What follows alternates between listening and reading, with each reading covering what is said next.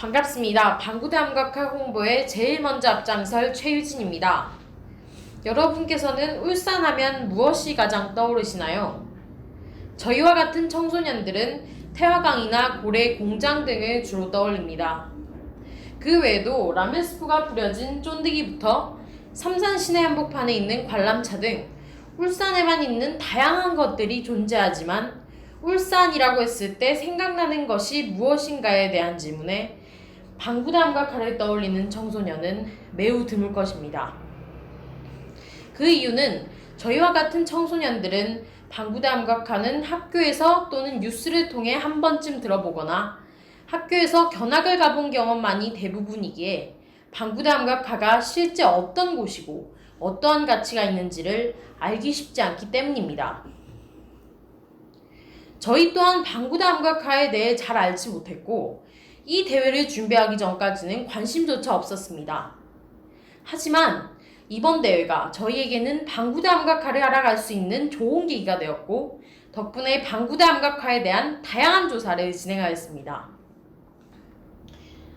그렇게 조사해본 결과 높이 4m에 너비 10m 규모로 신석기 시대 말부터 청동기 시대에 걸쳐 새겨진 것으로 추정되고 있는 이 방구대 암각화는 바위에 새겨진 선사시대 최고의 그림이었습니다.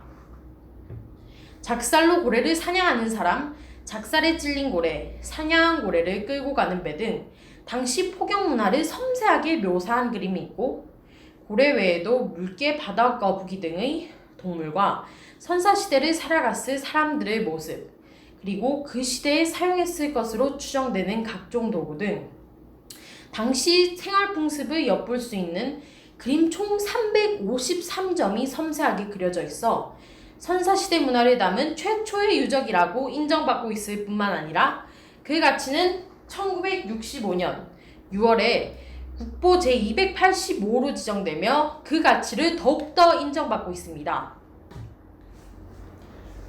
어디에 내놓아도 자랑스러운 우리나라의 자랑, 우리나라의 보물인 방구대 암각화의 그 가치는 세계적으로 인정받아야 한다고 생각합니다. 세계적으로 인정을 받는 문화재들이 그 타이틀을 수여받는 곳인 유네스코. 유네스코에 등재된 다른 문화재들을 보면 석굴암 불국사 등 모두 누구라도 인정할 수밖에 없는 가치가 담긴 문화재들입니다. 이에 저희가 생각하는 그 방구대 암각화의 가치는 그 속에 온전히 담고 있는 몇만 년이라는 시간과 함께 그 시대를 살았던 우리 조상들의 생활 풍습이 담긴 지혜라고 생각합니다. 울산시는 작년 2019년 12월 방구대 암각화를 세계 유네스코 문화유산 등재를 신청했으나 2020년 2월에 마련된 문화재위원회 심의에서 방구대를 아우르는 유산의 개념 도출과 탁월성 입증이라는 보완이 필요하다는 의견과 함께 보류 판정을 받게 되었습니다. 해당 판정 사실을 알게 된 저희는 방구대 암각화에 또 어떤 어려움이 있는지 조사를 해본 결과 충격적인 사실을 알게 되었습니다. 그 사실은 바로 방구대 암각화가 울고 있다는 것이었습니다. 1965년 사연댐이 완공된 후로 방구대 암각화는 물속으로 들어갔다 나오기를 반복하며 자신의 몸이 천천히 훼손되어가는 공포를 무려 50여 년 동안 겪고 있었습니다. 50여 년의 세월 때문인지 2009년에 실시한 문화재청 조사에 따르면 방구대 암각화의 풍화 단계는 6단계 중 5단계인 흑상태 진입 직전으로 이미 훼손이 많이 진행된 상태라고 합니다. 이러한 결과를 보고 2013년에 문화재청과 울산시 문화체육관광부가 MOU를 맺으며 임시물막이 키획딕댐을 사용하는 보존 사업을 시행하였으나 2016년 7월 이후 보존 사업은 3차례의 실패로 중단되고 말았습니다. 엄청난 가치를 담고 사연댐의 품속으로 들어간 방구대 암각화가 유네스코의 우리나라의 자랑스러운 문화재로서 당당하게 다시 고개를 드러낼 수 있으려면 위와 같은 보존 문제들이 해결되어야 할 것이며 저희와 같은 청소년들도 방구대 암각화에 대해 잘 알 수 있도록 방구대 암각화의 인지도 향상을 위한 다양한 활동들이 이루어져야 한다고 생각합니다. 그 과정은 쉽지 않을 것임을 저희도 알고 있습니다. 하지만 울산의 태화강이 국내에서 두 번째 국가정원이 될 때까지의 과정처럼 많은 사람들의 관심과 다양한 활동들이 필요하다고 생각합니다.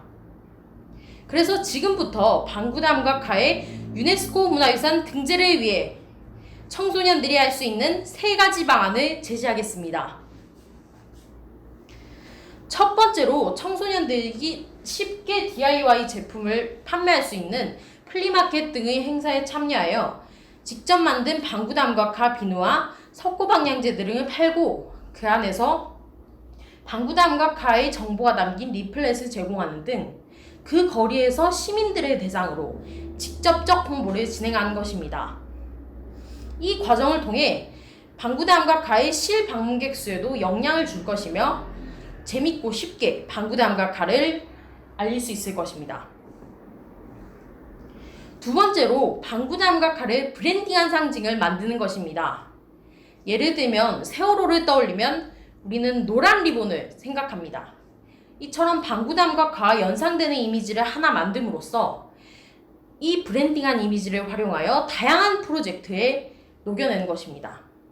캐릭터 로고송 등 많은 다양한 아이템들이 있겠지만 저희는 그 중에서도 청소년들의 방구담과 카 지키기를 줄여서 청반지를 생각해봤습니다.